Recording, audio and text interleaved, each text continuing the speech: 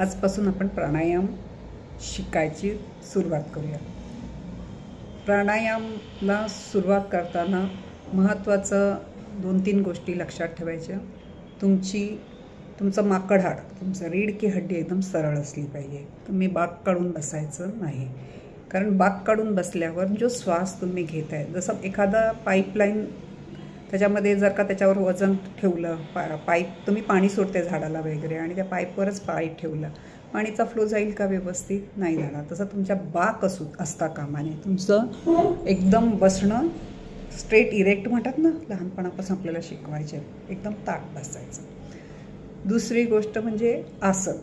आसन म्हणजे बसायची स्थिती, ह्या दृष्टिकोनातून आसन। तर तुम्ही जर जमिनीवर बसू शकत असाल तर जमिनीवर बसा, नाही बसू शकत असाल तर खुर्चीवर बसा। आता जमिनीवर जे बसू शकतात त्यांनी एक आसन म्हणजे काहीतरी बसायला बैठक अशी काहीतरी घ्यायला पाहिजे। आता कसं बसायचं? ज्यांना जमतंय त्यांनी आलती-पालती घालून बसा, ज्यांना जमतंय त्यांनी मांडी घालून बसा, ज्यांना नाही जमत त्यांनी पाय सोडून बसा। ज्यांना जसं जमतं तुम्ही 5 ते 10 मिनटं 15 मिनटं जेव्हा जितका वेळ प्राणायाम करणार आहात तितका वेळ स्थिती न बदलता तुम्हाला बसता येणार जोगही अशा बैठकीत तुम्हाला बसायचं आहे। मांडी घाला, वज्रासन घाला, पद्मासन घाला, जे तुम्हाला सूट होतं आहे। काही नाही, खुर्चीवर बसा। खुर्चीवर बसताना एक काळजी फक्त घ्या की पाय जेव्हा तुमच्या जमिनीला टच होतात त्या पायाखाली एखादं कपडा किंवा काहीतरी घ्या, जेणेकरून जी ऊर्जा तुम्ही निर्माण करतात शरीरामध्ये ती पायावाटे जमिनीला स्पर्श करून फुकट जाणार नाही। आसन म्हणजे बसायला एक काहीतरी घेण्याचं कारण तेच आहे। पूर्वी व्याघ्राजन वगैरे घ्यायचे साधू वगैरे, तर आपण हल्ली योगा मॅट वगैरे घेतो। तर तुमचं बसण्याची स्थिती बरोबर पाहिजे। तुम्ही कसे बसला आहात ते म्हणजे तुम्हाला योग करेपर्यंत 5-10 मिनटं सरळ बसता यायला पाहिजे।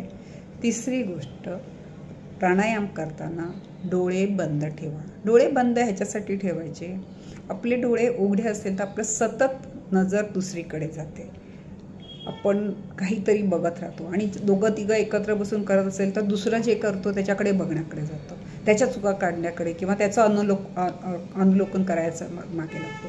त्यामुळे डोळे बंद करायचं आणि आतमध्ये आपल्या काय होत आहे, आपल्या शरीराच्या आत काय होत आहे हे बंद डोळ्याने निरखायचं आहे आपल्या शरीराला।